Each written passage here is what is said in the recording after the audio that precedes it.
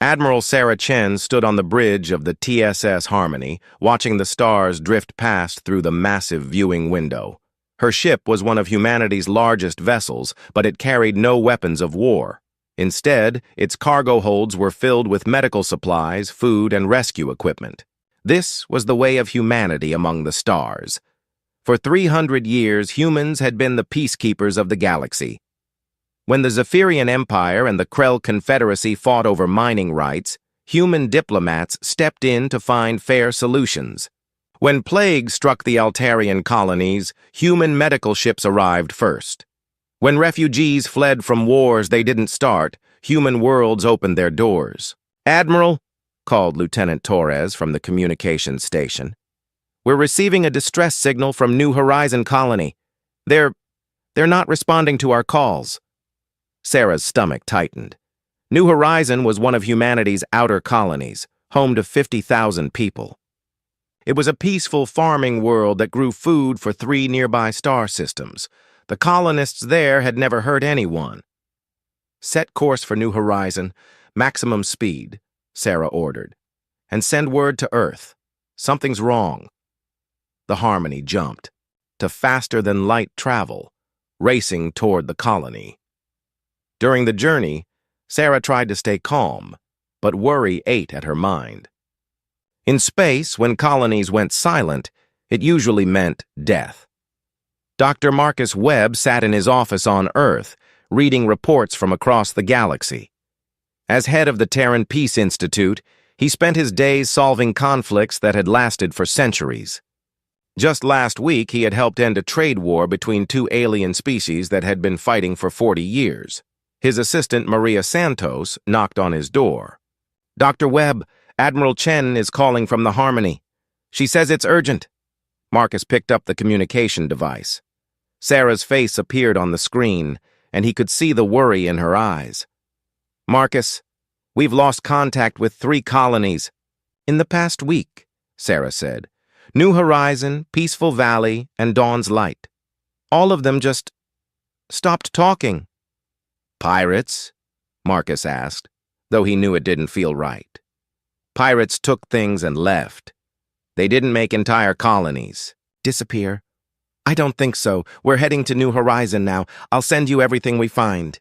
The call ended, and Marcus stared out his window at the peaceful gardens below.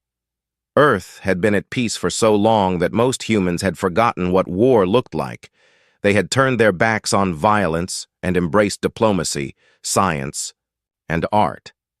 It was humanity's greatest achievement, but now something was hunting them in the dark. The Harmony dropped out of faster-than-light travel near New Horizon. What they found made Sarah's blood run cold. The colony was gone, not destroyed by weapons or burned by fire, but simply empty. Buildings stood intact, but there were no people, no bodies, no signs of struggle. "Send down the search teams," Sarah ordered. "I want every building checked."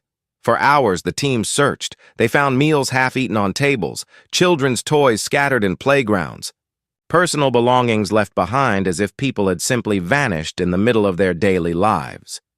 Then they found the message. In the center of the colony's main square, burned into the ground in letters 20 feet tall, words appeared in 12 different alien languages. Lieutenant Torres read the translation aloud. "The weak will be culled." Sarah stared at the message, feeling ice in her veins. This wasn't random. This wasn't pirates or accidents. Someone had targeted humanity specifically. Someone had declared war on the most peaceful species in the galaxy. On the Krell homeworld, General Vex watched the news reports with satisfaction. The humans were starting to understand their place in the universe. For too long, these soft mammals had been treated as equals by the Galactic Federation. It was time they learned that the strong ruled and the weak served. "Are our ships ready for the next phase?" Vex asked his aide. "Yes, General. The human colony at Peaceful Valley will be next." "Good. Make sure you leave the same message. I want them to know this isn't random." Vex had spent years building the secret alliance that now struck at humanity. The Apex Coalition, he called it. 7 of the galaxy's most powerful military species, united in their belief that might made right. They had watched humans grow soft and weak, spreading their foolish ideas about peace and cooperation. The humans would learn. The universe belonged to predators, not prey. Admiral Chen returned to Earth with heavy news. In the Federation Council chambers, she stood before representatives of hundreds of alien species. Many of them looked uncomfortable.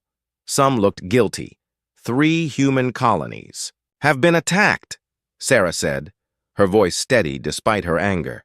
53,000 civilians are missing. We have evidence that this was planned and coordinated. The Zephyrian ambassador, a tall creature with silver skin and cold eyes, spoke first. Perhaps these humans simply left their colonies. They are known for their wandering nature. Angry murmurs rose from the human delegation. Sarah raised her hand for silence.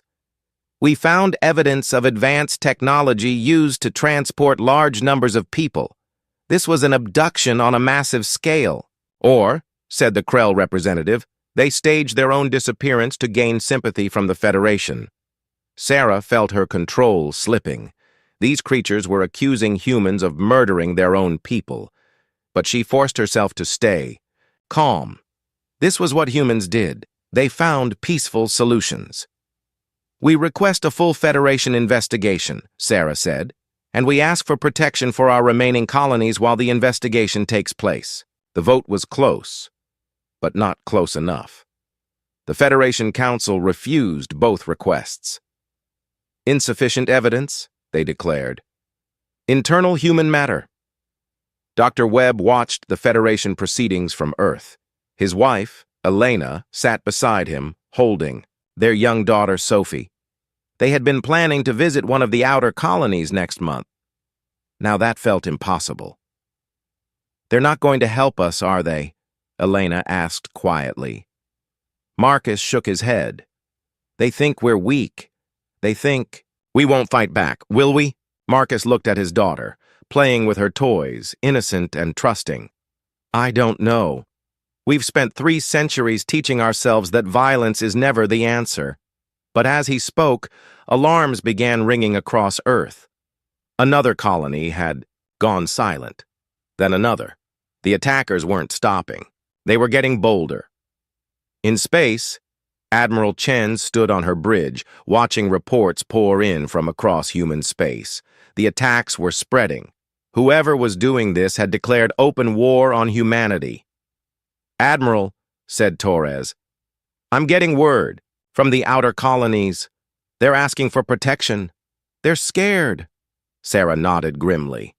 She had spent her entire career rescuing people, saving lives, and keeping peace. She commanded the largest human fleet in space, but it was designed for exploration and rescue, not war. For the first time in 3 centuries, humanity faced an enemy that wanted to destroy them completely. The galaxy's most peaceful species was being forced toward a choice they had hoped never to make again. In the depths of space, more ships moved in the darkness. The Apex Coalition was just beginning their campaign. They believed they were hunting helpless prey. They were about to learn how wrong they could be. The attacks came faster now. Each week brought news of another human colony going silent. Admiral Sarah Chen had stopped sleeping properly. Her ship, the Harmony, raced from one disaster to another, but they were always too late. They found empty colonies, burned messages, and sometimes worse. At Peaceful Valley, they found signs of a fight, scorch marks on buildings, blood in the streets, but still no bodies. The attackers had taken everyone, living or dead. 57,000 more people. Lieutenant Torres reported, his voice hollow. That makes over 200,000 humans, missing or dead. Sarah stared at the empty colony below. 200,000 people. Fathers, mothers, children, teachers, farmers. All gone because someone had decided humanity was weak. On Earth, Dr. Marcus Webb sat in emergency meetings that seemed to go nowhere. The Terran Peace Council debated and discussed while more colonies died. They sent strongly worded messages to the Federation. They offered rewards for information. They begged for help. Nothing worked. "We need to consider military action," said General Rodriguez, one of the few humans who still remembered how to fight. "Violence only creates more violence," Dr. Webb replied, though his words felt hollow even to himself. "We have to find another way." "Marcus," said Council Leader Harrison, "I admire your principles. But our people are dying. At what point do we admit that peaceful solutions aren't working?" Dr. Webb thought of his daughter Sophie, safe in their home on Earth. But for how long? The attacks were moving closer to the core human worlds. The Krell Confederacy played their part perfectly. General Vex had coached his people well. When human diplomats came asking questions, the Krell expressed sympathy and offered help. But their help always came with conditions. "Of course we will help you find these attackers," said the Krell ambassador. "But our fleets are busy protecting our own territories. Perhaps if humanity shared their advanced medical technology, we could spare some ships." It was extortion disguised as diplomacy. The humans needed help, so the Krell would extract payment for providing it. Other species watched and learned. If the Krell could profit from human desperation, why shouldn't they? The Zephyrian Empire was more direct. Their ships began appearing near human colonies, offering protection services for a price. "Your colonies are clearly under threat," the Zephyrian fleet commander told Admiral Chen during one tense meeting. "Our warships could guard your people. All we ask is access to your agricultural technology and a small payment of resources." Sarah wanted to punch the smug alien in his silver face, but she forced herself to stay diplomatic. This was the human way. "We appreciate your offer," she said through gritted teeth. "But humanity prefers to defend itself." "With what?" The Zephyrian laughed. "Your rescue ships? Your medical vessels? You have no weapons, Admiral. Face reality." The worst part was that he was right. Human ships were designed for peace. They had sensors, shields, and engines, but no weapons. The largest guns in the human fleet were designed to clear asteroids, not fight enemy ships. As the attacks continued, evidence began to appear. Fragments of alien technology left behind at attack sites, communication intercepts that pointed to specific species. But every lead was carefully planted, designed to confuse rather than reveal the truth. The Altarians found Krell weapon fragments near one attacked colony. The Krell found Zephyrian technology near another. Each species accused the others, while the real attackers stayed hidden. "It's deliberate," Admiral Chen told Dr. Webb during one of their calls. "Someone wants us to see this evidence. They want us confused and angry. But who benefits from our confusion?" "Everyone," Sarah replied bitterly. "Every species that thinks we're too weak to matter. The breakthrough came by accident. A human cargo ship carrying supplies to a threatened colony was attacked by unknown vessels. But the ship's captain, Maria Santos, was Dr. Webb's former assistant. She was smart and careful. Instead of fighting or running, she hid her ship behind an asteroid and recorded everything. The attackers weren't careful enough. They thought they had destroyed all witnesses. The recording showed ships from 7 different species working together: Krell, Zephyrian, Altarian, and 4 others. They coordinated their attack like a practiced military unit.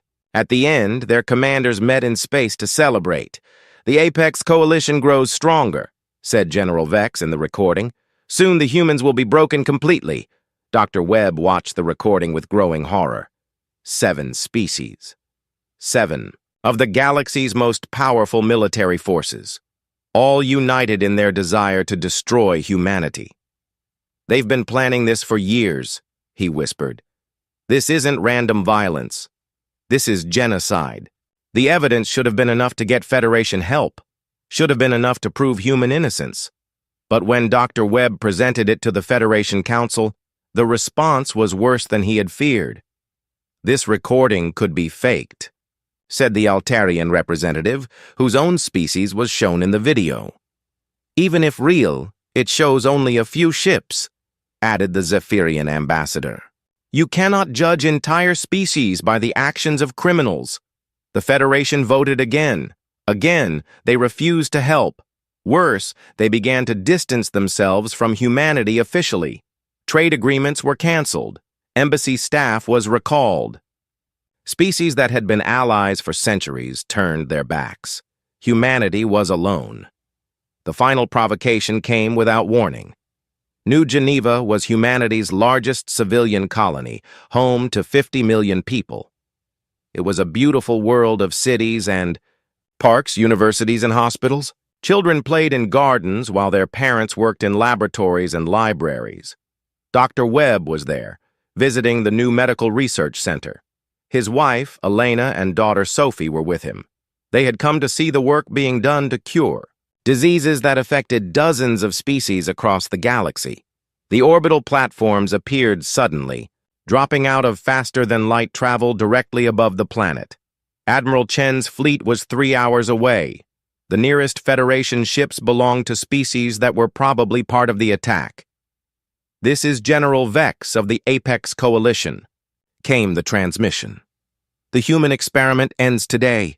Your weakness will no longer infect the galaxy." Dr. Webb stood in the medical center, watching the death ships position themselves above his world.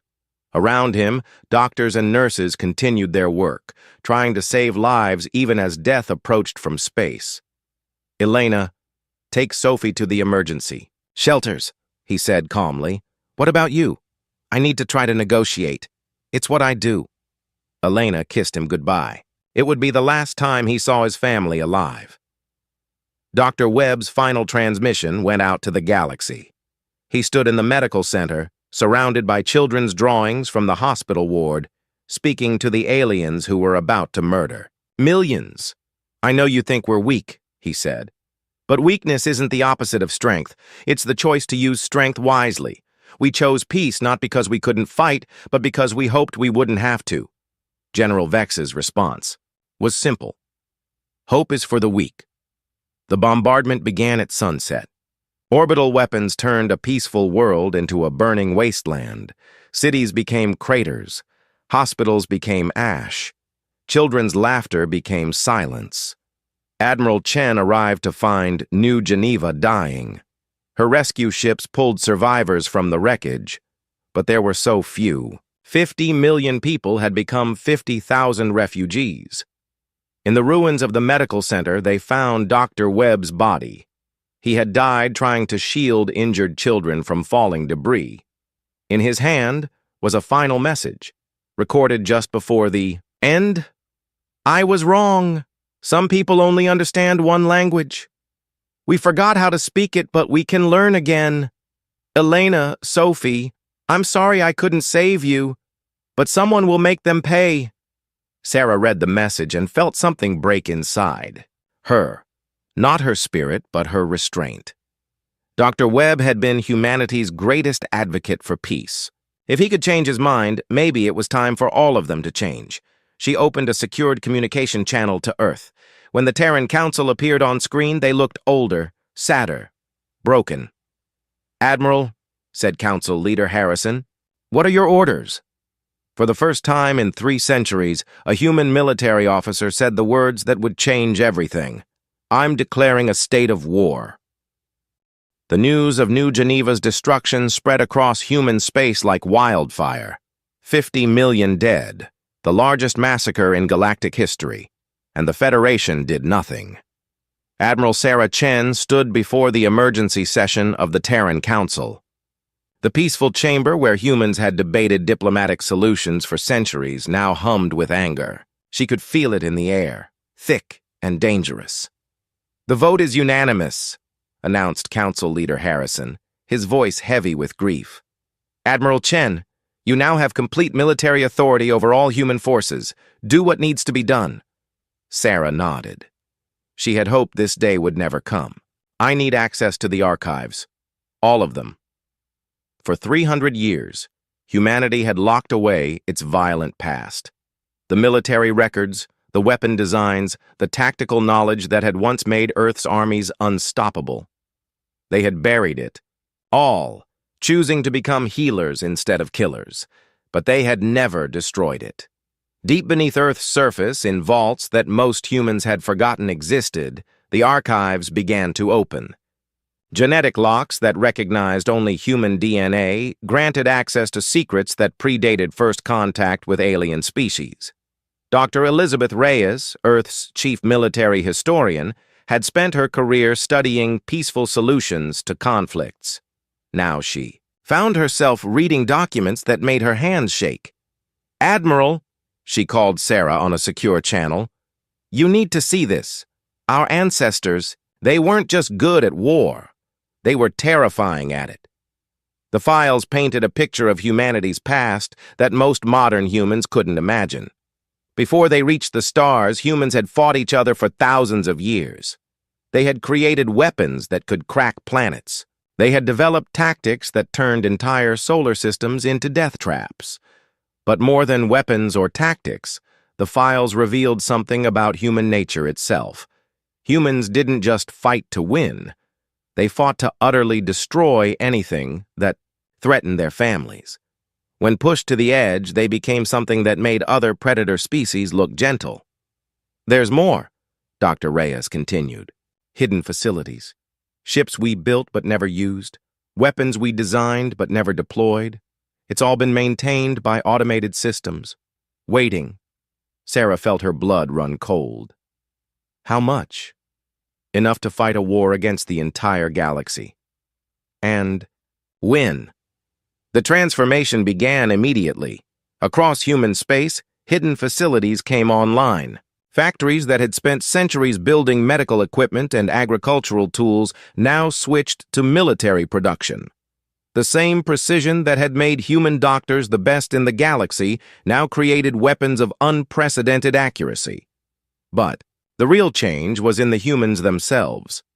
Lieutenant Torres, who had spent his career rescuing stranded ships, found himself studying tactical manuals that his grandfather had written during Earth's last war. The knowledge felt familiar, like remembering a language he had spoken as a child. "It's in our DNA," explained Dr. Reyes during a briefing. "Humans evolved as persistence hunters. We chased prey across continents until it collapsed from exhaustion. We're built for long-term warfare." Admiral Chen absorbed the information with growing understanding. Humans weren't just good at war because of their technology. They were good at it because they never stopped. Other species fought until they were tired. Humans fought until their enemies were dead. The first test came when a Krell raiding fleet attacked the human colony at Riverside. It was meant to be another easy target, another group of peaceful humans to abduct or kill. The Krell ships dropped, out of faster-than-light travel expecting to find defenseless civilians. Instead, they found the TSS Vengeance waiting for them. The Vengeance had been a medical ship just weeks before. Now it mounted weapons that the galaxy had never seen. Kinetic. Bombardment cannons that fired metal slugs at significant fractions of light speed. Quantum disruption beams that tore apart matter at the atomic level. Captain Rodriguez, who had once rescued Krell civilians from a plague outbreak, now commanded the ship that would introduce the galaxy to human warfare. "Krell vessels," he transmitted. "You have 30 seconds to surrender." General Vex's nephew commanded the Krell fleet. He laughed at the human demand. "One human ship against 12 Krell warships? You cannot be serious." Rodriguez's response was simple. 29 seconds. The EIZ Krell fleet opened fire. Their weapons designed to disable and capture rather than destroy. They still thought they were fighting weak prey. The Vengeance fired once. The kinetic bombardment round punched through all 12 Krell ships in a single shot. The metal slug, accelerated to tremendous speed, didn't slow down as it passed through. Alien hulls, weapons, and engines. In 4.7 seconds, the entire Krell fleet was floating wreckage. But the Vengeance wasn't finished. As Krell escape pods launched from the dying ships, Captain Rodriguez made a decision that would echo across the Galaxy. Destroy the escape pods, he ordered. His crew hesitated. Killing combatants in battle was one thing. Destroying escape pods was something else entirely. Sir, said his tactical officer, they're no longer a threat. Rodriguez's voice was ice. They murdered 50 million civilians at New Geneva. They wanted to see what humans do in war. Show them. The escape pods vanished in balls of fire.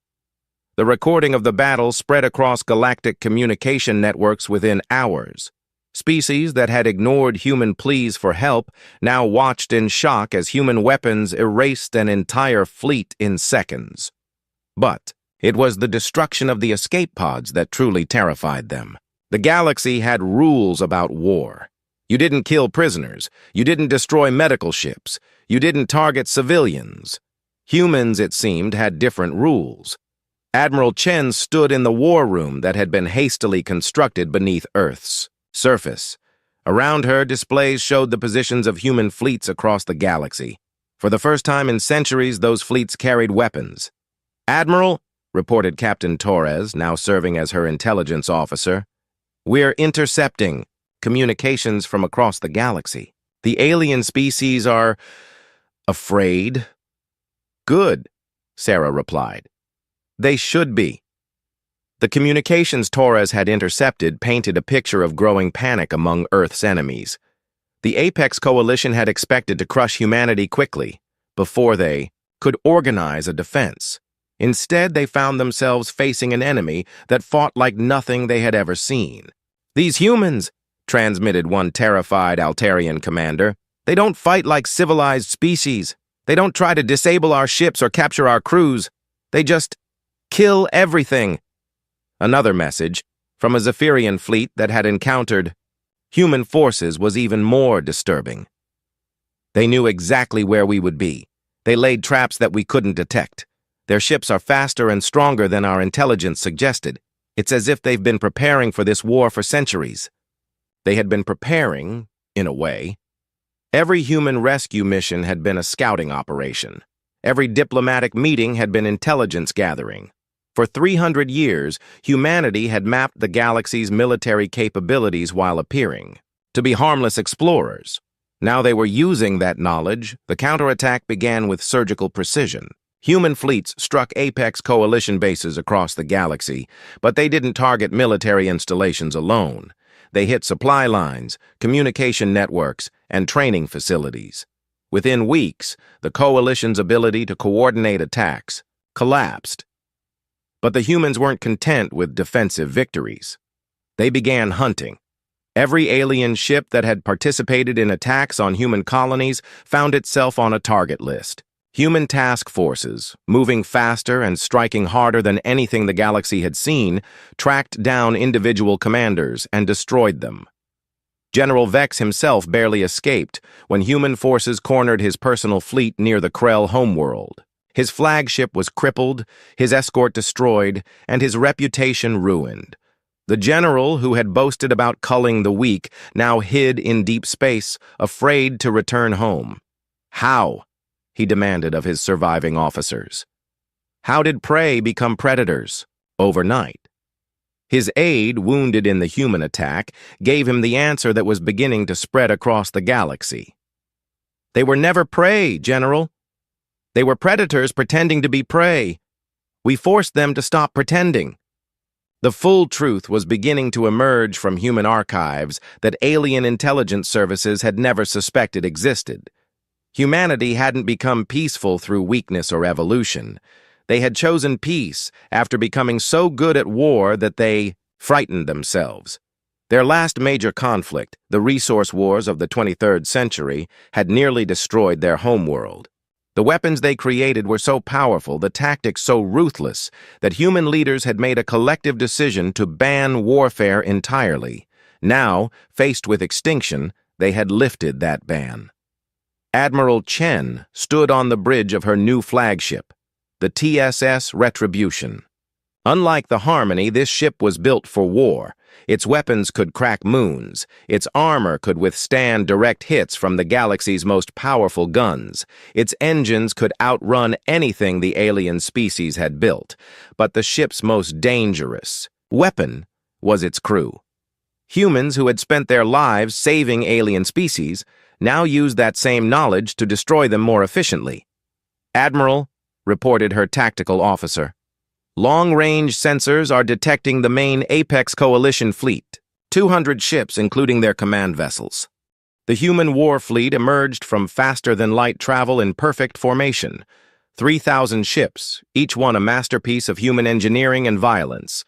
Admiral Sarah Chen stood on the bridge of the TSS Retribution, watching the enemy. Fleet scrambled to respond. 200 ships against 3,000, observed Captain Torres. "They're outnumbered 15-1. "Numbers don't matter if they can't fight back," Sarah replied coldly. "Begin the operation." What followed wasn't a battle, it was an execution. The human fleet split into 12 task forces, each one moving with precision that made the galaxy's greatest military minds look like children. They had studied alien tactics for centuries, learning every weakness, every blind spot, every predictable response. The Apex Coalition tried to form a defensive line, but the humans weren't interested in traditional warfare. Half their ships simply vanished, using stealth technology that the aliens didn't know existed. When they reappeared, they were behind enemy lines, targeting command ships and communication relays. General Vex watched in horror as his flagship's tactical display filled with red markers. Human ships were everywhere, moving too fast to track, hitting too hard to stop. "Return fire!" he screamed. "All weapons, maximum power!" The alien weapons did hit human ships. Shields flared and armor sparked. But the human vessels kept fighting.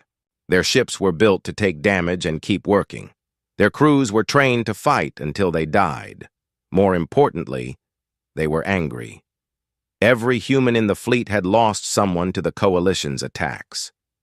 Friends, family, entire worlds of people who had never hurt anyone. Now they had the chance to make the aliens pay, and they took it with cold, calculated fury. The battle lasted 47 minutes. When it ended, the Apex Coalition fleet was gone, not retreated, not damaged, gone. Destroyed so completely that rescue teams would find only scattered debris and silence. But the humans weren't finished. "Signal all Coalition homeworlds," Admiral Chen ordered. "Tell them they have 24 hours to surrender their governments and military leaders to human custody. Anyone who refuses will be considered a continued threat." The response was swift and panicked. Several smaller Coalition species surrendered immediately, begging for mercy. Others tried to negotiate. A few, led by the Krell and Zephyrians, chose to fight. They learned that human mercy was no longer available. The Siege of Krell. Prime became a legend that would terrify future generations. The human fleet didn't attack the planet directly. Instead, they surrounded it with thousands of automated drones that prevented anything from leaving or entering. The drones were self-replicating, using asteroids and space debris to build more of themselves. Within weeks, Krell Prime was trapped, behind an impenetrable wall of human technology. "You want to starve us?" transmitted the Krell High Command to Admiral Chen. "This is not honorable warfare." Chen's response was broadcast to the entire galaxy. "You massacred 50 million civilians. Honor died with them. Surrender your war criminals or starve." The siege continued for 3 months. The proud Krell Empire, which had ruled dozens of worlds for 1,000 years, collapsed as their homeworld slowly died. Their allies abandoned them. Their colonies declared independence. Their military fell apart. When they finally surrendered, handing over General Vex and his co-conspirators, the Krell found that the galaxy they had known was gone forever. The Zephyrian Empire tried a different approach. They attempted to rally other species against the human threat, claiming that humanity had become the real enemy of galactic peace. "Look what they've done to the Krell," the Zephyrian Emperor proclaimed to the Federation Council. Today, it's us. Tomorrow, it will be you. They must be stopped before they conquer us all. Some species listened. A new coalition formed, this one dedicated to containing human expansion. 43 species pledged ships and resources to fight the human menace. Admiral Chen's response was swift and terrible. Operation Righteous Fury launched simultaneously across the galaxy. Human fleets struck not just military targets, but the infrastructure that supported them. Shipyards, training academies, weapons factories, and command centers vanished in coordinated attacks. But the humans also targeted something else: the leaders themselves. Every government official, military commander, and political figure who had supported attacks on humanity found themselves hunted by human special forces. These weren't soldiers in the traditional sense. They were hunters, trained in methods that made assassination an art form.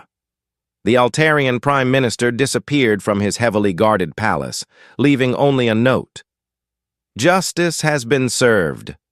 The Zephyrian admiral, who had laughed at human weakness, was found dead in his personal quarters, with security footage showing no one entering or leaving. One by one, the leaders of the anti-human coalition vanished or died. The galaxy learned that humans didn't just fight wars with ships and guns. They fought with shadows and secrets, striking fear into the hearts of anyone who opposed them. The psychological warfare was perhaps even more effective than the military campaigns. Alien species that had never feared anything now jumped at shadows, wondering if human assassins were coming for them next. "They're not like other predators," one terrified Zephyrian general confided to his aide. "When we hunt, we kill and move on. When humans hunt, they make sure their prey knows death is coming." The Federation Council called an emergency session to address the human crisis. Representatives from hundreds of species gathered to discuss how to contain humanity's apparent transformation into galactic conquerors. They were surprised when Admiral Chen requested permission to address the council personally. She arrived alone, walking into a chamber filled with species that feared and hated her. Some had weapons hidden beneath their diplomatic robes. Others had poison ready, willing to die if they could take her with them. Sarah ignored them all. "You seem confused," she said, her voice carrying clearly through the massive chamber. "You think we become conquerors. You think we want to rule the galaxy." Nervous murmurs rippled through the assembled delegates. "You're wrong," she continued. "We never wanted to rule anyone. We wanted to live in peace. You made that impossible." The Altarian representative stood up. "Your actions speak louder than your words, Admiral. You've destroyed entire fleets. You've toppled governments. We've eliminated threats," Sarah interrupted. "Every ship we destroyed was crewed by people who participated in genocide. Every government we toppled supported the murder of our civilians. Every leader we removed was a war criminal." She gestured to the chamber around her. "Look at yourselves. You're terrified of us now. But why? We haven't attacked a single peaceful species. We haven't threatened anyone who wasn't trying to kill us first."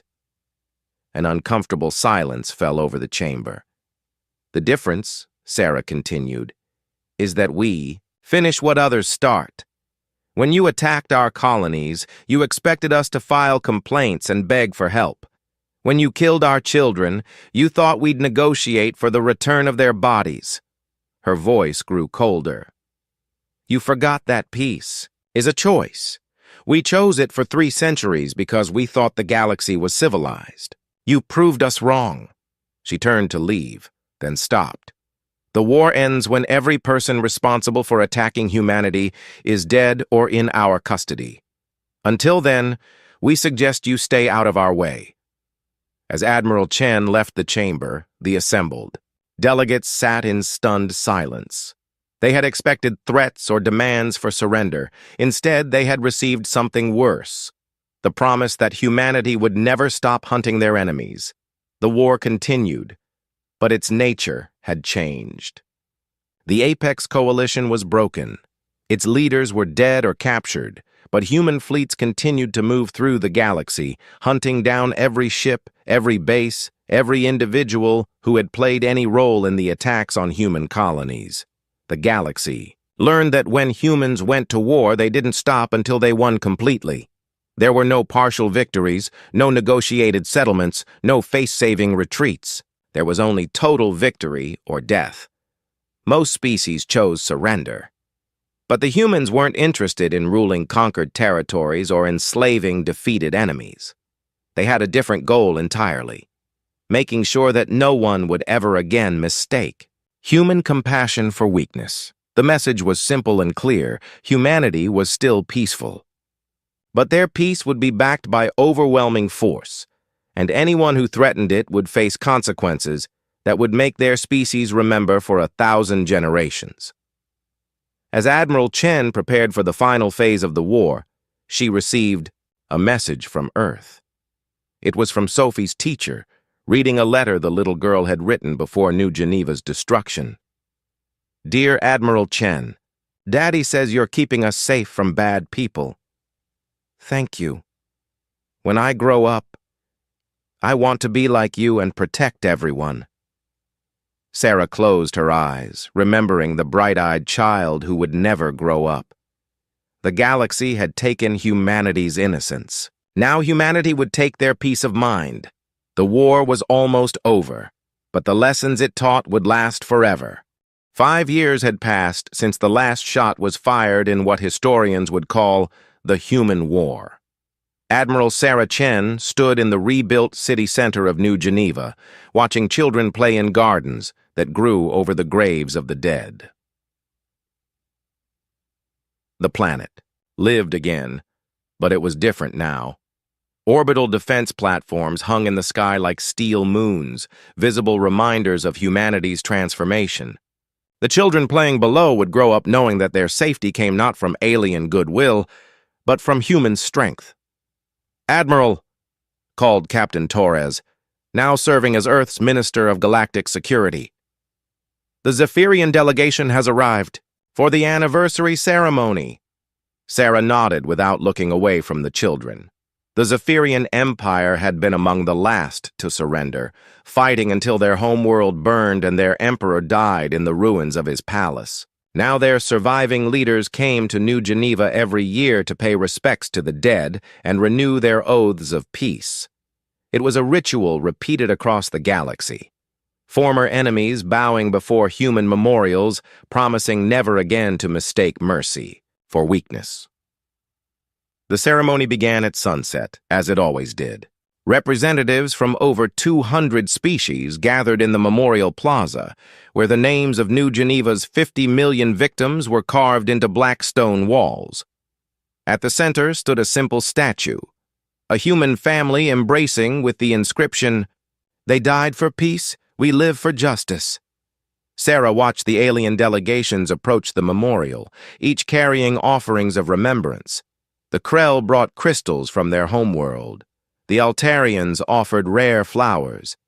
The Zephyrians presented works of art created by their finest craftsmen. All of them had learned the same lesson. Humanity forgave, but humanity never forgot.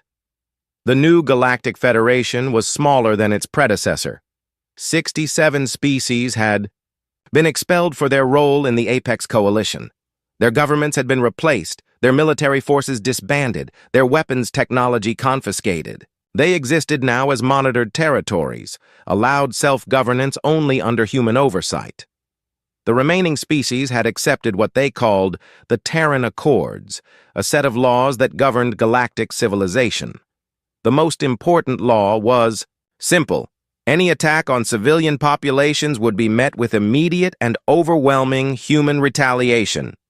"The universe is safer now," the Altarian Prime Minister had said during the signing ceremony. "We all know the rules."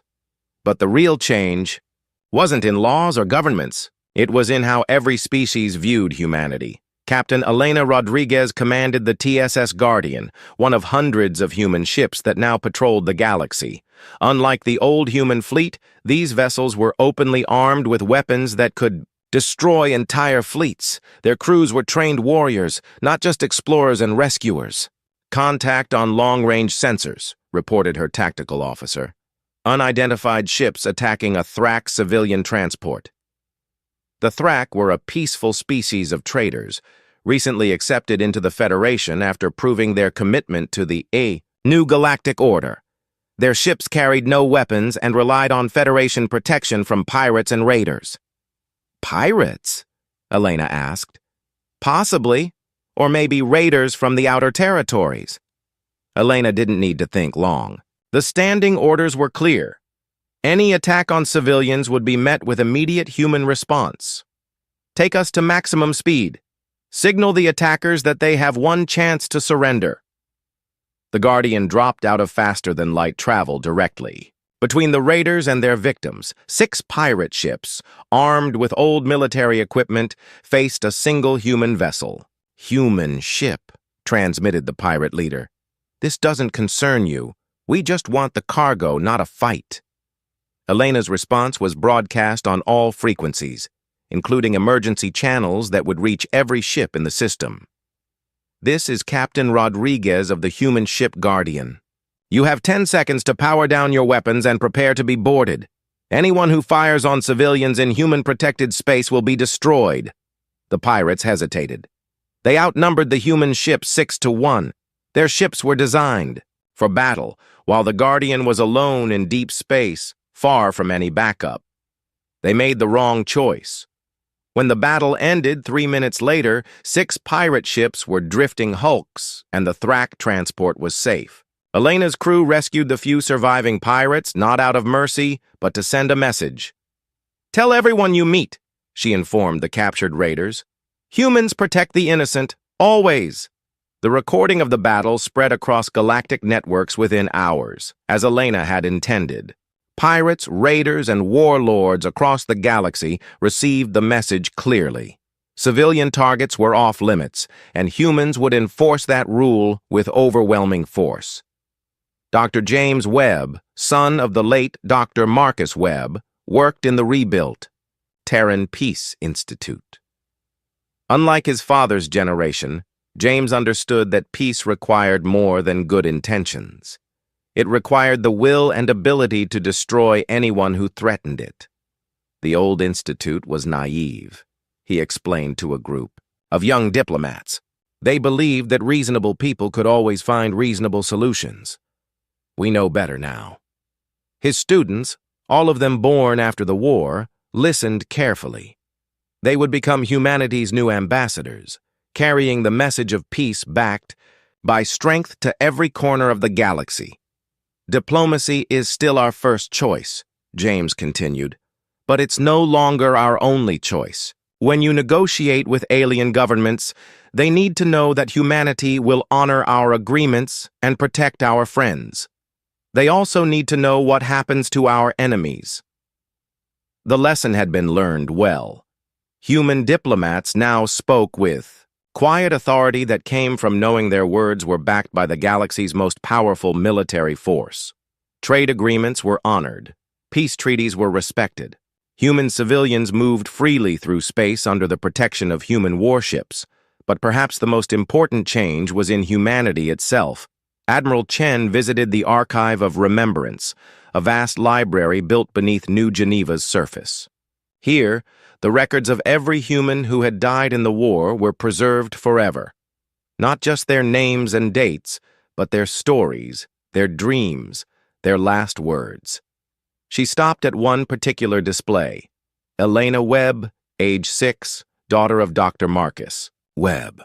The little girl's final drawing was preserved under glass, showing stick figures of her family holding hands under a smiling sun. We kept our promise, Sarah whispered to the image. The bad people can't hurt anyone anymore. In the 5 years since the war's end, not a single human civilian had been killed by alien action. The galaxy's predator species had learned to hunt each other, not humanity. The peaceful species lived under human protection, knowing that any threat to them would bring swift retribution. The cost had been enormous. Humanity had sacrificed its innocence to gain security. Human children now grew up learning both compassion and warfare. Human ships carried medical supplies and orbital bombardment weapons. Human diplomats offered aid with one hand and held weapons with the other. But it worked. As Admiral Chen prepared to leave the archive, she received a message from the orbital defense platforms. A Krell delegation was requesting permission to land, carrying what they claimed was important information about potential threats in the outer territories. "Grant them landing clearance," she ordered, "but remind them of the rules." The rules were simple. No weapons, no large delegations, no sudden movements, and complete honesty in all dealings with humans. The Krell had learned these rules the hard way, when their home world was blockaded and their government fell. The delegation arrived carrying data chips and star charts. Their leader, a young Krell officer who had been a child during the war, approached Admiral Chen with visible nervousness. "Admiral," he said, his voice carefully respectful, "we have detected unusual activity in the void sectors, ships that don't match any known configuration. We thought humans should know." Sarah studied the data. Unknown ships in unexplored space could mean anything from lost colonies to entirely new species. Either way, it was humanity's responsibility to investigate. "Thank you for bringing this to our attention," she told the Krell officer. "You've done the right thing." The young alien straightened with pride.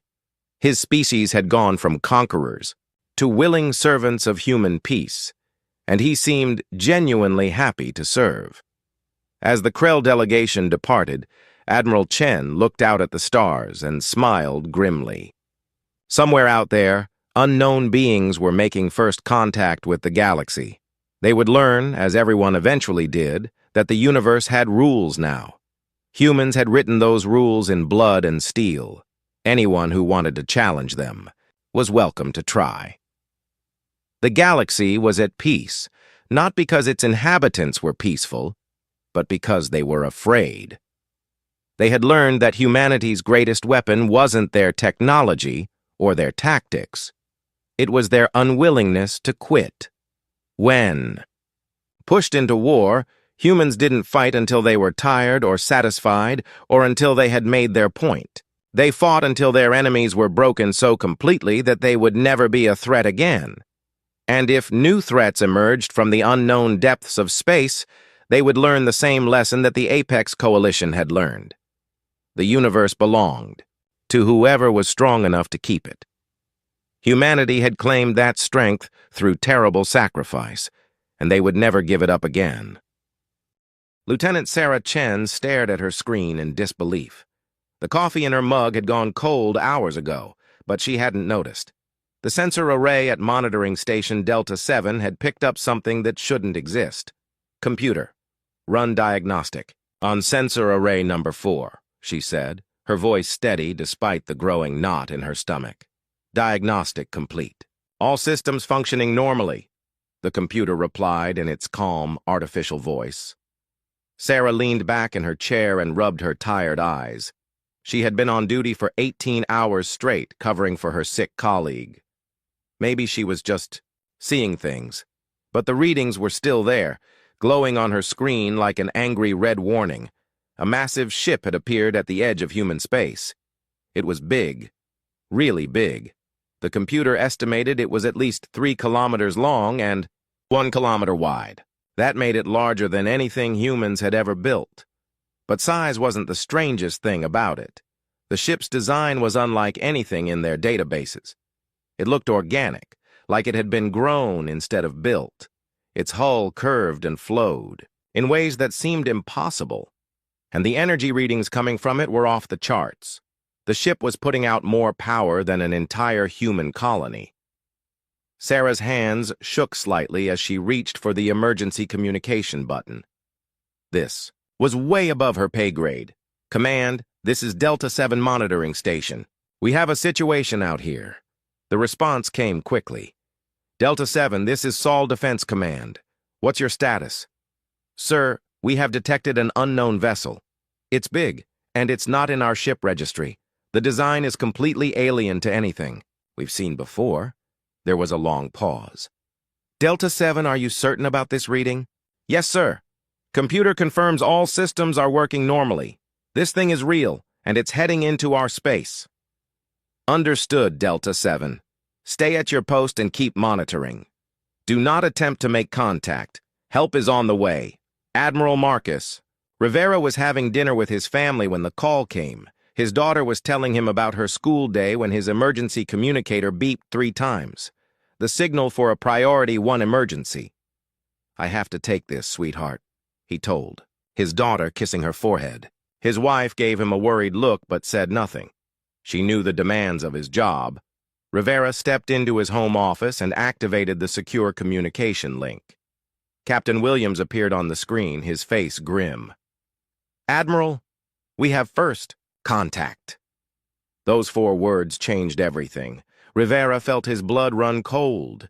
Humanity had been exploring space for over 200 years. They had found ruins of ancient civilizations and evidence that other species existed. But they had never actually met anyone who was still alive. Tell me everything, Rivera said. Williams briefed him on the situation. The unknown ship was massive and technologically advanced beyond anything humans had achieved. It had appeared suddenly, as if it had been hiding somehow. Most concerning of all, it was heading directly toward the Kepler 44-2 system, home to over 50 million human colonists. Have we tried to communicate with them? Rivera asked. Not yet, sir. We wanted your approval first. Rivera nodded. This was the moment humanity had been preparing for since they first left Earth. Every human child learned about first contact protocols in school. They had practiced this scenario thousands of times in simulations. Open a channel. Use standard first. Contact Protocol 1. The first message was simple mathematics. Prime numbers, basic addition, the value of pi. Universal concepts that any intelligent species should recognize.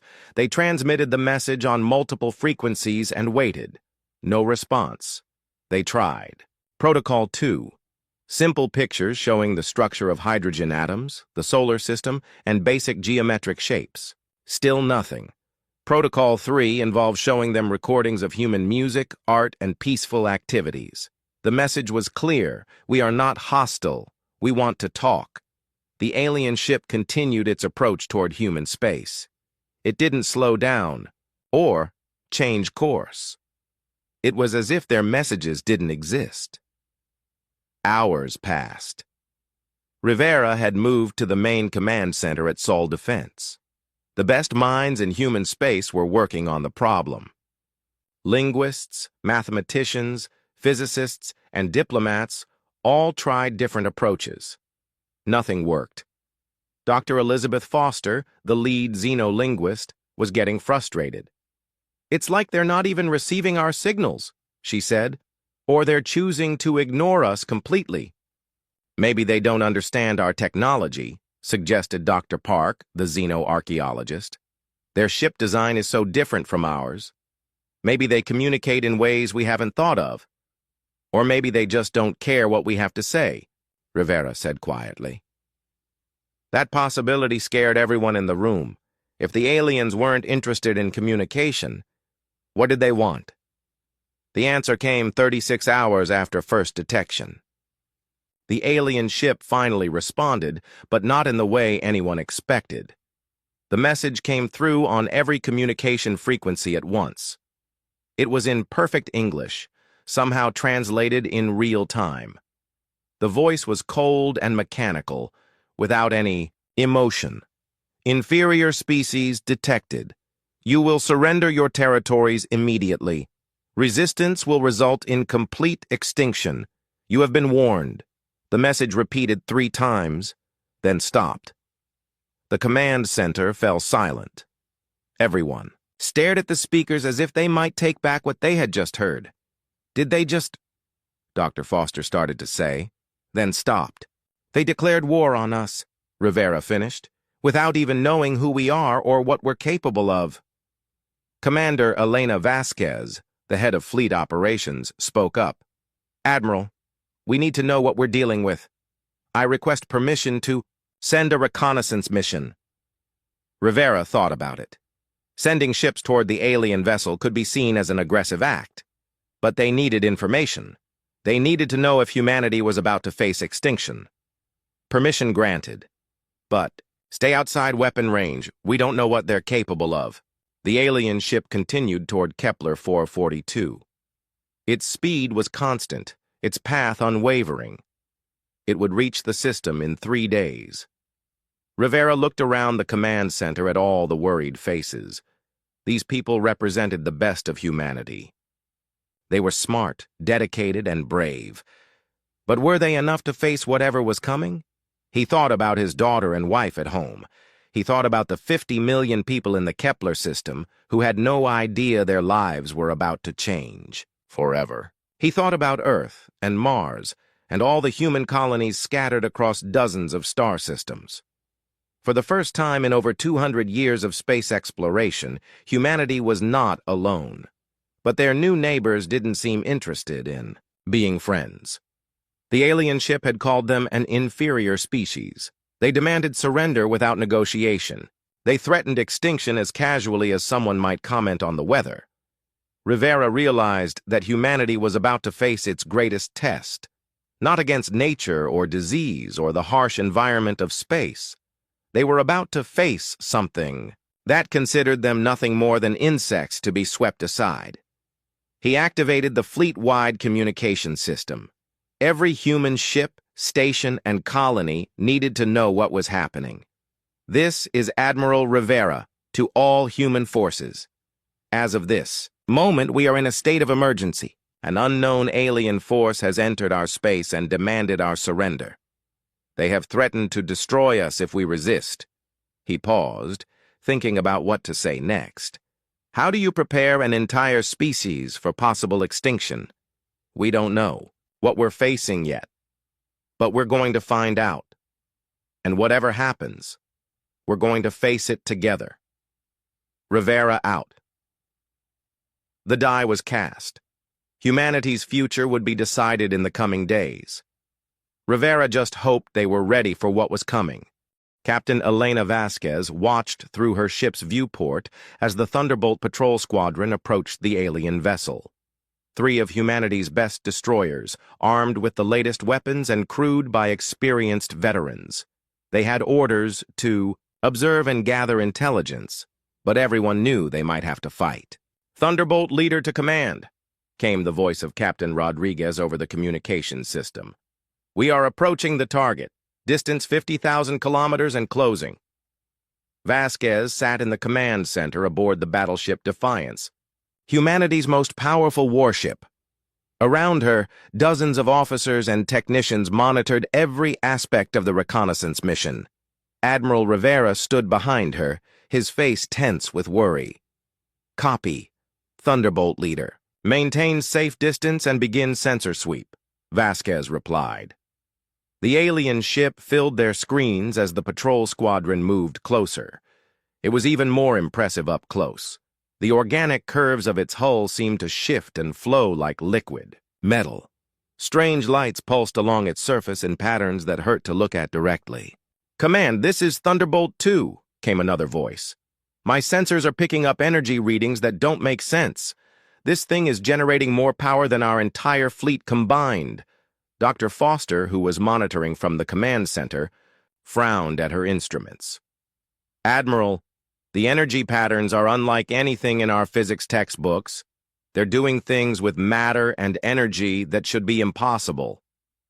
"Thunderbolt leader, pull back to a safer distance," Rivera ordered.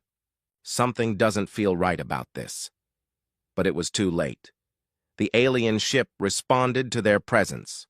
Without warning, beams of purple light shot out from the alien vessel. They weren't lasers or plasma bolts like human weapons. They were something else entirely. When they hit the lead destroyer, the ship simply stopped existing. One moment it was there, the next it was gone. Not destroyed or exploded, just gone, as if it had never been built. "Thunderbolt leader is down," shouted Thunderbolt 2. "Thunderbolt leader is gone. How is that possible?" The remaining two destroyers immediately opened fire with everything they had: nuclear missiles, plasma cannons, railgun rounds. The weapons struck the alien ship's shields and simply vanished. The energy barriers around the alien vessel absorbed every attack without even flickering. "All ships, full retreat," Rivera ordered. "Get our people out of there." But the alien ship wasn't done. Two more purple beams reached out and touched the remaining destroyers. Like their squadron leader, they simply ceased to exist. 3 ships and 300 human lives gone in seconds. The command center fell silent except for the hum of electronics. Everyone stared at the screens in shock and horror. "Did we just watch 3 ships get erased from existence?" Dr. Foster whispered. "That's exactly what we watched," Rivera replied, his voice hollow. "And we couldn't even scratch their shields." "Captain." Vasquez checked her instruments again, hoping she had missed something. But the readings were clear. The alien ship had destroyed 3 warships without taking any damage at all. Their weapons had been completely useless. "Admiral," she said quietly, "if this is just one ship and they have more—" Rivera nodded grimly. "Get me a communication line to Earth. We need to start evacuation procedures for the outer colonies." Over the next several hours, more information trickled in from other monitoring stations. Long-range sensors had detected additional alien ships at the edge of human space, not just 1 or 2, hundreds of them, maybe thousands. Dr. Park had been studying the alien communication patterns since first contact. He had bad news to report. "Admiral, I've been analyzing their language and comparing it to archaeological records. I think I know who these aliens are." "Tell me," Rivera said. "They call themselves the Hegemony. I found references to them in ruins on 3 different worlds. Ancient species tried to leave warnings about them. The Hegemony travels across the galaxy conquering other civilizations. They've been doing it for thousands of years." Dr. Foster looked up from her computer. "How many civilizations have they conquered?" Dr. Park's face was pale. "According to the ruins, hundreds, maybe thousands. Some species surrender immediately when they see hegemony ships. Others try to fight. The result is always the same: complete conquest or total extinction." Rivera felt sick to his stomach. How long did the other species last once the hegemony arrived? The longest resistance lasted 6 months.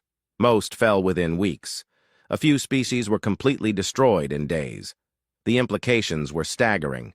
Humanity faced an enemy that had been conquering the galaxy since before humans had learned to make fire. They had technology that seemed to break the laws of physics. They had fleets that numbered in the thousands. "Sir," Captain Vasquez said, "I'm receiving reports from colonies across human space. Hegemony ships have appeared in 17 different systems. They're not just attacking military targets. They're demanding surrender from civilian populations." Rivera closed his eyes. This wasn't just war. It was systematic conquest on a scale humanity had never imagined. "What are their demands?" he asked. "Complete surrender of all human territories. All human military forces must disband immediately. Human governments must submit to hegemony authority. Any resistance will result in planetary sterilization." The alien ultimatum was clear and simple: submit or die. Rivera looked around the command center at the faces of his officers. These were good people, smart people, brave people, but they looked lost and frightened. How do you fight an enemy that can erase ships from existence? How do you resist an empire that has conquered thousands of other species? "Admiral," Dr. Foster said, "there's something else. The hegemony sent additional messages to our colonies. They're offering terms for surrender." "What kind of terms?" "Humans will be allowed to live, but as slaves. Our technology will be seized. Our planets will be used for whatever the hegemony wants. Our children will be raised to serve the empire." Rivera felt anger building in his chest. The hegemony didn't just want to conquer humanity. They wanted to break them. They wanted to turn humans into tools for their empire. "Sir." Captain Vasquez said quietly. Maybe we should consider their offer. I hate to say it, but if the choice is between slavery and extinction, no. Rivera's voice was firm. I won't condemn our children to lives of slavery. There has to be another way. But Admiral, Dr. Park said, every other species thought the same thing. They all believed they could find a way to resist. The hegemony has crushed every attempt at resistance for thousands of years. Rivera stood up and walked to the main display screen. It showed the positions of hegemony ships throughout human space. There were so many red dots it looked like a disease spreading across the star map. The rational part of his mind told him that resistance was hopeless. The hegemony had better technology, more ships, and thousands of years of experience, conquering other species. Humanity had been in space for only 2 centuries. They were children compared to this ancient empire. But another part of his mind, the part that remembered human history, refused to accept defeat. Humans had faced impossible odds before. They had survived ice ages, plagues, and wars that should have destroyed them. They had always found a way to adapt and overcome. Captain Vasquez, he said, I want you to take a small team and get as close to one of those ships as possible. We need to learn everything we can about their technology and tactics. Sir, that's a suicide mission. You saw what happened to the Thunderbolt Squadron. Maybe. But we can't fight what we don't understand, and I refuse to surrender humanity's future without a fight. Vasquez saluted. Yes, sir. I'll prepare for departure immediately. Rivera turned to address the entire command center. I know this looks hopeless. I know we're facing an enemy that seems unbeatable. But we're human. We don't give up. We don't surrender. And we don't accept that anything is impossible. He paused, looking at each face in the room. The hegemony thinks we're just another inferior species to be conquered or destroyed. They're about to learn that humans are different. We're about to show them what happens when you threaten our families, our homes, and our freedom. Rivera activated the fleet communication system one more time. This is Admiral Rivera to all human forces. The hegemony has given us a choice between slavery and extinction. I say we give them a third option. We show them what humanity is made of. All ships, prepare for battle stations. We're going to war. Captain Elena Vasquez crept through the asteroid field in her modified stealth ship, the Shadow Runner. 3 days had passed since Admiral Rivera gave her the impossible mission of getting close to a hegemony vessel.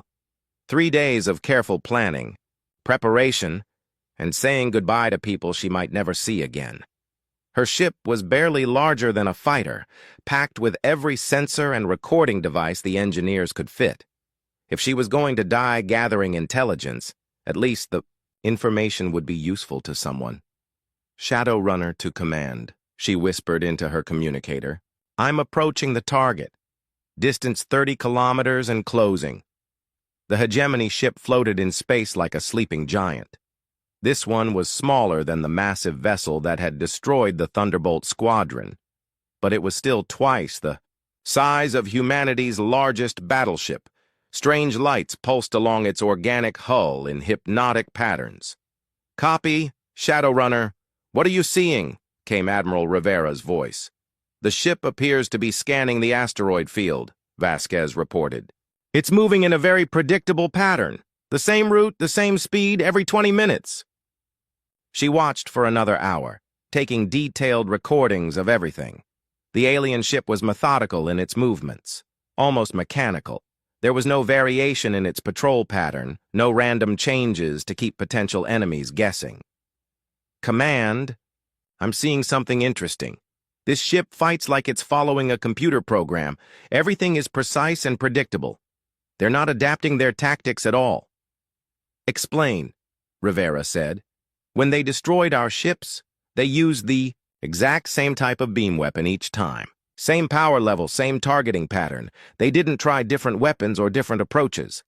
It's like they have one solution for every problem. Vasquez continued watching and recording. The more she observed, the more patterns she noticed. The hegemony ship responded to threats in exactly the same way every time. When a large asteroid drifted too close, they destroyed it with their energy beams. When smaller rocks approached, they used their shields to push them away. The response was always identical. "Command, I think I understand something about these aliens. They've been winning for so long that they've stopped thinking creatively. They just use overwhelming force because it always works." "Are you saying they're predictable?" Rivera asked. "More than that, sir. I think they're lazy. They have such superior technology that they don't need to be clever. They just point their weapons and win." Vasquez was about to report more observations when something unexpected happened. A human cargo ship appeared on her sensors, drifting through the asteroid field with no power signature. It looked like a derelict vessel. The hegemony ship immediately changed course to investigate. Vasquez watched as they approached the cargo ship and began scanning it with energy beams. "Command, there's a civilian vessel in the area. The aliens are investigating it now." What happened next surprised everyone. Instead of destroying the cargo ship immediately, the hegemony vessel spent several minutes examining it. They seemed curious about human technology, even though it was primitive compared to their own. "They're not just destroying it," Vasquez reported. "They're studying it, taking it apart piece by piece with their energy beams." That gave her an idea, a crazy, dangerous idea that might get her killed. But it might also give humanity its first real advantage in this war. "Command, I'm going to try something. If this doesn't work, tell my family I love them." Before Rivera could respond, Vasquez shut off her stealth systems and powered up her engines. Her small ship shot out of the asteroid field directly toward the hegemony vessel. "Shadow Runner, what are you doing?" Rivera's voice was sharp with, "Alarm. Testing a theory, sir." The hegemony ship immediately detected her approach and turned to face her.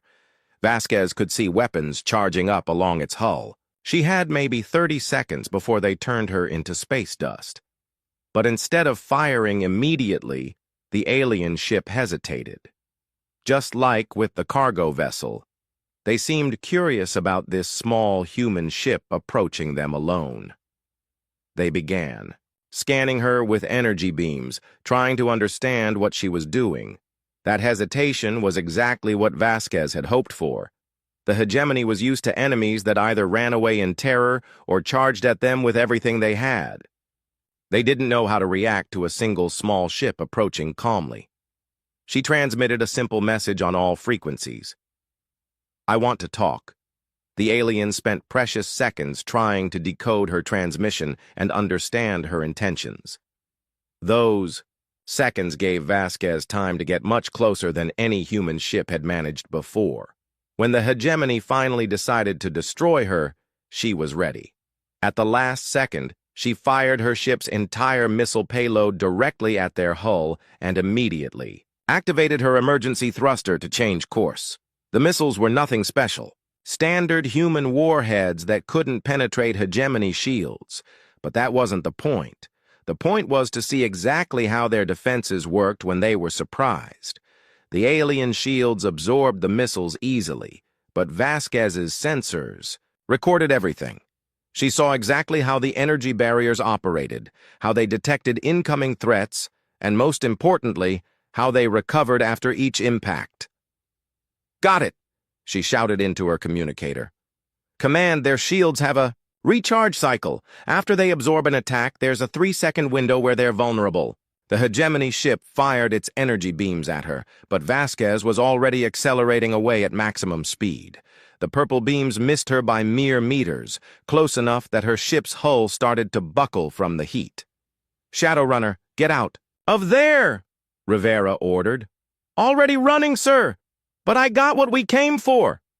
Vasquez escaped into the asteroid field as the hegemony ship tried to follow. But their larger vessel couldn't navigate the tight spaces between the rocks as easily. As her small ship, she disappeared into the maze of asteroids and activated her stealth systems again. Hours later, she arrived back at the human fleet with the most valuable intelligence humanity had gathered since the war began. The engineering teams immediately began analyzing her sensor recordings. Chief Engineer Rosa Martinez was the first to understand the implications. "Admiral, this changes everything. Their shields aren't as perfect as we thought." "Explain," Rivera said. "The shields work by absorbing energy and redistributing it across the entire defensive grid, but there's a processing delay. For about 3 seconds after each major impact, sections of the shield grid go offline to prevent overload." Dr. Foster looked up from her computer. 3 seconds isn't very long. What can we do with that?" Martinez smiled grimly. "More than you might think. If we can hit them with multiple attacks in sequence, we can overwhelm their defenses. But our weapons can't penetrate their shields even during the vulnerable period," Captain Vasquez pointed out. "Our energy weapons can't," Martinez agreed. "But who says we need to use energy weapons?" She pulled up a holographic display showing various human ships and equipment. "We have thousands of civilian vessels throughout human space, cargo ships, mining vessels, construction equipment. Most of them aren't armed, but they don't need to be." "You're talking about ramming attacks," Rivera said. "Exactly. Their shields are designed to absorb energy weapons and deflect projectiles. But they're not designed to handle something as crude as a large mass traveling at high speed, especially if that mass hits during their vulnerable window." The idea was insane. It meant asking civilian crews to pilot their ships directly into alien vessels knowing they probably wouldn't survive, but it might be humanity's only chance. "There's something else," Vasquez added. "During my reconnaissance, I noticed that they always respond to threats the same way. They don't adapt their tactics. If we can predict their responses, we can use their own predictability against them." Dr. Park had been studying hegemony communications intercepts. "Captain Vasquez is right. I've been analyzing their battle reports to each other. They describe every engagement in exactly the same terms. Standard elimination protocol applied. Resistance neutralized using conventional methods. They don't even have words for unconventional tactics." Rivera looked around the room at his officers. For the first time since this war began, he saw something other than fear in their eyes. He saw hope. "Are you telling me that an empire that has conquered thousands of species has never learned to think outside the box?" "That's exactly what we're telling you," Martinez said. "They've gotten so used to winning through superior technology that they've forgotten how to actually fight." Rivera thought about it. The plan was desperate and would cost many lives. But doing nothing would cost even more lives. And there was something appealing about the idea of using human creativity against alien superiority.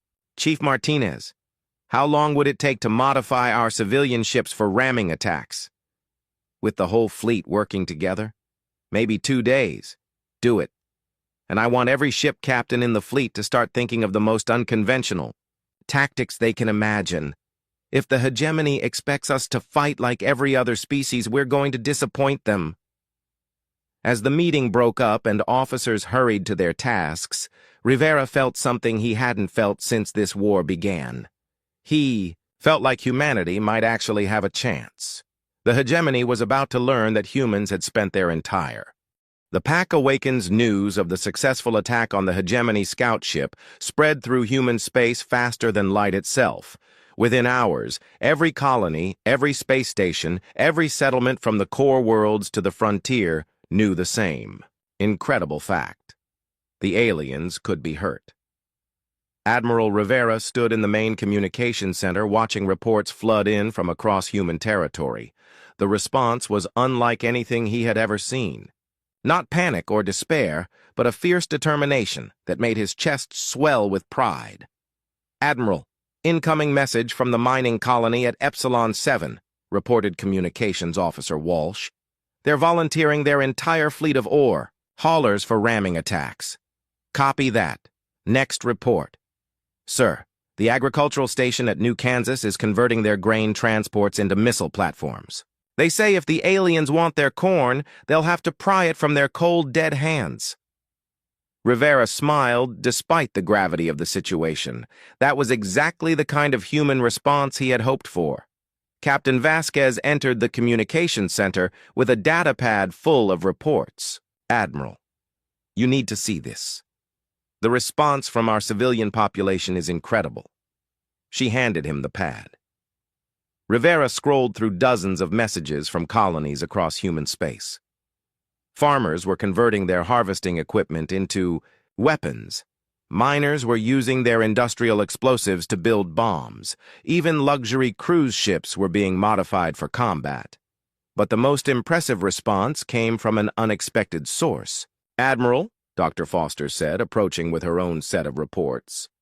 "Retired Admiral Catherine Shaw has come out of retirement. She's coordinating volunteer forces from the Outer Rim colonies." Rivera knew Shaw by reputation. She had commanded the Frontier Defense Forces for 20 years before retiring to write military history. She was known for unconventional tactics and had never lost a battle. "Get me a communication link with Admiral Shaw immediately." The holographic display activated, showing a silver-haired woman in her 70s. But her eyes were sharp and alert, and she wore her old uniform with obvious pride. "Marcus," Shaw said with a slight smile, "I hear you've gotten yourself into quite a situation out here." "Catherine, we need all the help we can get. What's your assessment of our situation?" Shaw's expression became serious. "I've been studying the intelligence reports from Captain Vasquez's reconnaissance mission. The hegemony has a critical weakness that they don't even realize. Which is? They think like an empire. Everything they do is about overwhelming force and intimidation. They've never faced an enemy that thinks like a pack." Rivera frowned. "Explain." "Humans don't fight like individuals, Marcus. We fight like a pack of wolves. When one of us is threatened, all of us respond. When one of us discovers a weakness in the enemy, all of us exploit it immediately. The hegemony has never encountered that kind of collective intelligence." Shaw activated her own display, showing tactical formations and movement patterns. "I've been coordinating with colony defense forces across the Outer Rim. We're not just planning random attacks. We're creating a network of communication and coordination that the hegemony can't understand or counter. What do you need from us?" "Time and information. Every time we engage the enemy, we learn something new. And thanks to our communication networks, what one colony learns, every colony knows within hours. We're evolving our tactics faster than they can adapt to them." Rivera felt hope growing in his chest. This was exactly what humanity needed. Not just brave individuals willing to sacrifice themselves, but a coordinated effort that took advantage of human strengths. "Admiral Shaw, I'm putting you in charge of all civilian defense coordination. You have full authority to organize volunteer forces however you see fit." "Thank you, Marcus. You won't regret this." Over the next week, reports continued to flood in from across human space.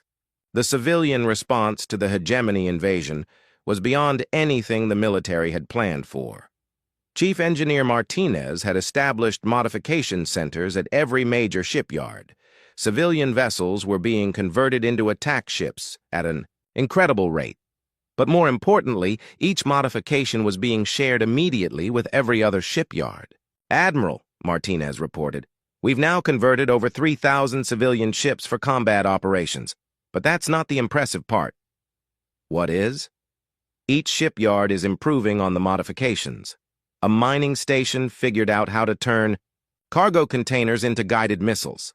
An agricultural colony invented a way to use fertilizer as explosive fuel. A tourist station found a way to jam hegemony sensors using modified entertainment systems." Rivera looked at the reports in amazement. Human creativity was solving problems faster than any central command could coordinate. Captain Vasquez had been leading reconnaissance missions against hegemony forces throughout the week. Her reports showed something that made everyone hopeful. "Admiral, the aliens are starting to show signs of confusion. Their communications indicate they don't understand what we're doing." "How so?" "Their battle reports keep using phrases like unconventional resistance and unpredictable tactics. They're having trouble categorizing our attacks because we keep changing our methods." Dr. Park had been intercepting and analyzing hegemony communications. His translations revealed something remarkable. "Admiral, The aliens are actually arguing among themselves. Some of their commanders are requesting permission to use more destructive weapons. Others are insisting that their standard protocols are sufficient. They're having internal conflicts? Rivera asked. More than that. They're experiencing something they've never dealt with before. Uncertainty. For thousands of years, every species they encountered fought the same way. Either they surrendered immediately, or they used conventional military tactics that the hegemony could easily counter. But we're not doing either of those things. Exactly. We're not surrendering, but we're also not fighting the way they expect. It's causing discord in their ranks. The breakthrough came when Admiral Shaw's forces scored their first major victory. A group of converted mining ships attacked a hegemony vessel using tactics that no military academy would ever teach. Instead of engaging in direct combat, the miners used their industrial equipment to change the battlefield itself. They used gravity manipulators to redirect asteroids. They used matter transporters to beam explosive charges directly onto the alien ship's hull. They even used mining lasers to create clouds of reflective particles that confused the alien sensors. The hegemony ship was destroyed, but more importantly, the entire battle was recorded and broadcast across human space within hours. Admiral, Shaw reported with obvious satisfaction, "We've just shown every human colony that the hegemony can be beaten using ordinary industrial equipment." The response has been overwhelming. She was right. Within days of the victory, hegemony forces throughout human space found themselves facing attacks they had never imagined. Construction equipment was used to build massive space traps. Research. Vessels were converted into electronic warfare platforms. Even passenger ships were being used as decoys and distractions. But the most significant development was something the hegemony couldn't see or understand. "Admiral," Dr. Foster reported, "our communication networks are evolving faster than anyone anticipated. Colonies are sharing tactical information, technical innovations, and strategic coordination in real time. We're fighting this war like a single organism with millions of different parts." Rivera watched the tactical displays showing human forces across dozens of star systems. Each group was fighting independently, but they were all connected. Information flowed between them like neural signals in a vast brain. The hegemony is used to fighting individual species, he realized. They've never faced an entire civilization that shares knowledge instantaneously. Captain Vasquez had been monitoring hegemony communications and movements. "Admiral, they're calling in reinforcements. A massive fleet is heading toward our core. Systems? How massive? Thousands of ships, maybe tens of thousands. They're bringing everything they have." Rivera felt a chill run down his spine. If the hegemony was committing their main fleet, it meant they were taking the human threat seriously. It also meant that humanity was about to face the full might of a galactic empire. "They're going to try to end this war with overwhelming force," he said. "Probably," Vasquez agreed. "But Admiral, I think they're making a mistake." "How so?" "They're still thinking like an empire. They're bringing their biggest ships and their most powerful weapons. They're planning to crush us with superior technology." Rivera understood. "But we're not going to fight them the way they expect." "Exactly. They're bringing a conventional military force to fight an unconventional enemy. They have no idea what they're walking into." Rivera looked around the command center at his officers. These people had changed over the past weeks. They no longer looked like the frightened defenders who had first faced the hegemony threat. They looked like hunters who had found their prey's weakness. "Admiral Shaw," he said into the communication system, "how many volunteer ships do we have available for the main battle?" Shaw's voice came back immediately. "Over 50,000 converted, civilian vessels, plus our regular military fleet. But Marcus, it's not just about the ships. Every human colony is now part of our defensive. The new paradigm. The hegemony fleet arrived at the edge of the Sol system, like a dark storm front rolling across space. Admiral Rivera watched the sensor displays as thousands of alien ships took position around humanity's home system. There were So many vessels that they blocked out entire sections of stars. "Final count, Admiral," reported Captain Vasquez. "We're looking at over 8,000 hegemony warships, everything from scout vessels to massive dreadnoughts." Rivera nodded grimly. The alien fleet was 3 times larger than every human ship ever built combined. By any rational military analysis, this battle was already over before it began. But Rivera wasn't thinking about rational military analysis anymore. The past month had taught him that humans didn't win by being rational. They won by being unpredictable. "Admiral Shaw, what's the status of our defensive preparations?" Shaw's voice came through the communication system with calm confidence. "All civilian evacuation is complete. Every non-combat vessel has been moved to the outer system. Our volunteer fleet is positioned throughout the asteroid belt and outer planets. We're as ready as we'll ever be." "Dr. Foster, any changes in hegemony communications?" "Yes, Admiral. They're broadcasting surrender demands on all frequencies, but there's something different this time. Their language patterns show signs of frustration and uncertainty. I think our resistance has rattled them more than they're willing to admit." Rivera activated the fleet-wide communication system. Across the Sol system, over 60,000 ships received his transmission.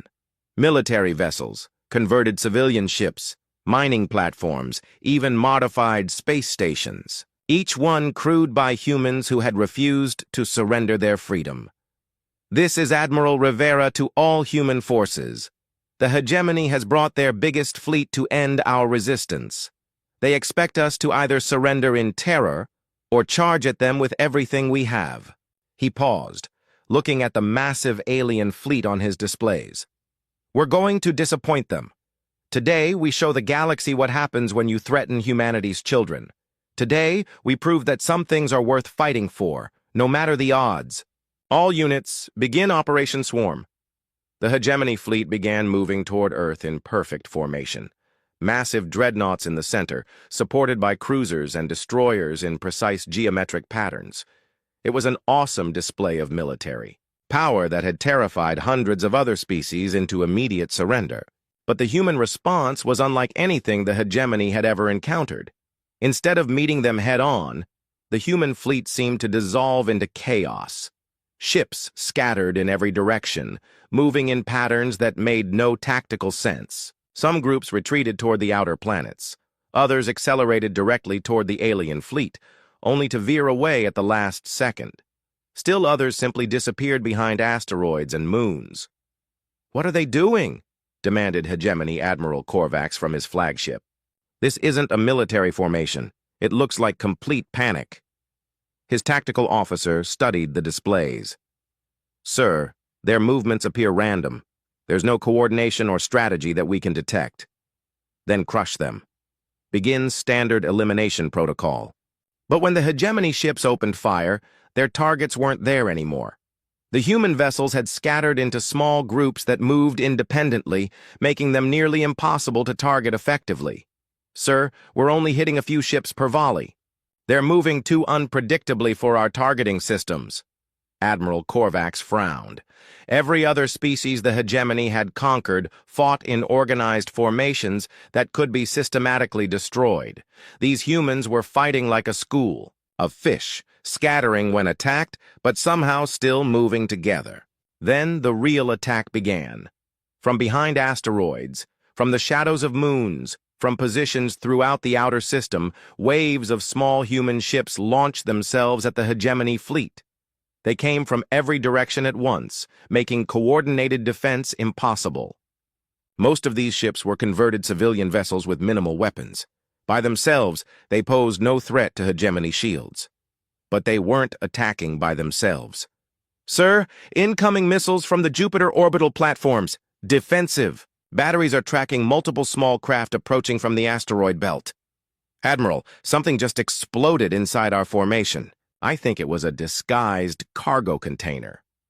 The hegemony found themselves under attack from enemies they couldn't see using weapons they didn't understand. Human forces weren't just using their ships as weapons.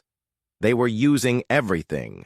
Cargo containers filled with explosives drifted innocently through space until they detonated next to alien vessels. Modified mining equipment created artificial asteroid fields that disrupted hegemony formations. Even communication satellites had been turned into kinetic projectiles. "This is impossible!" Admiral Korvax shouted. "How are they coordinating attacks from this many different positions?" The answer was something the hegemony couldn't comprehend. Every human ship, station, and platform in the Sol system was connected through communication networks that shared information instantly. When one group spotted a weakness in the alien formation, every other group knew about it within seconds. The humans weren't fighting as separate military units. They were fighting as a single organism with thousands of different parts, each adapting and responding to threats in real time.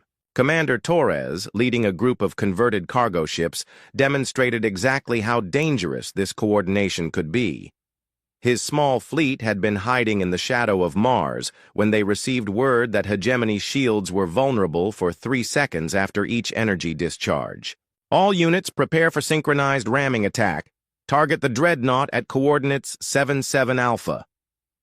20 cargo ships, each loaded with high explosives and piloted by volunteers, accelerated toward their target simultaneously.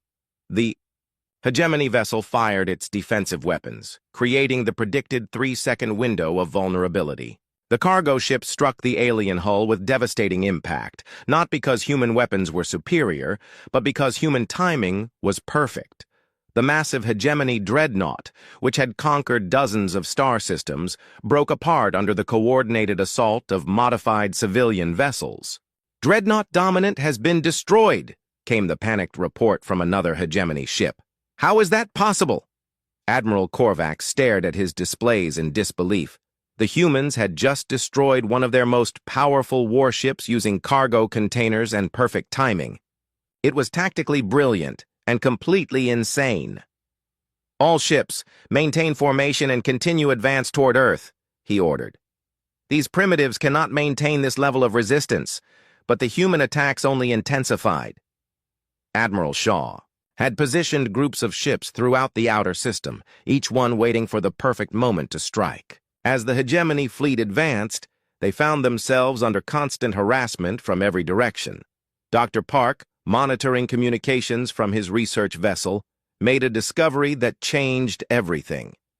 "Admiral Rivera, I'm intercepting internal hegemony communications. They're arguing among themselves. Some commanders want to retreat and call for reinforcements. Others are demanding permission to use planet-killing weapons.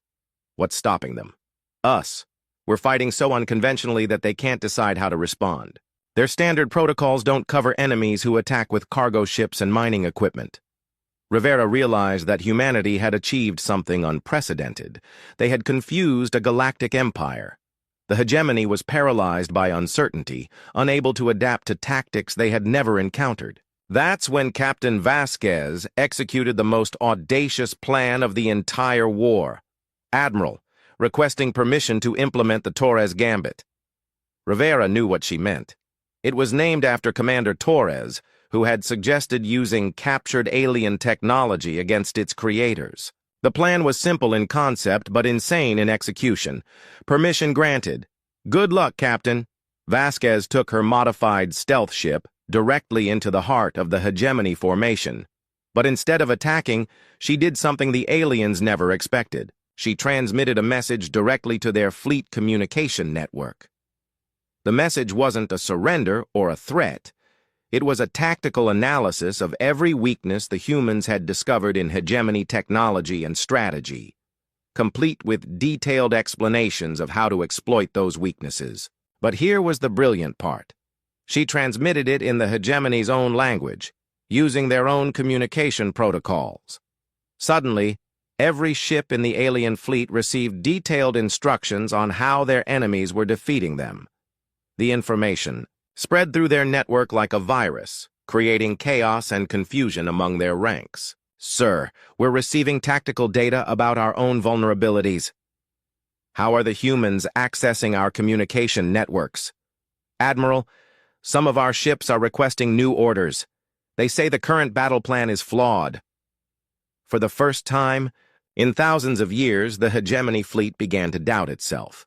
Ships broke formation as individual commanders tried to implement new defensive strategies.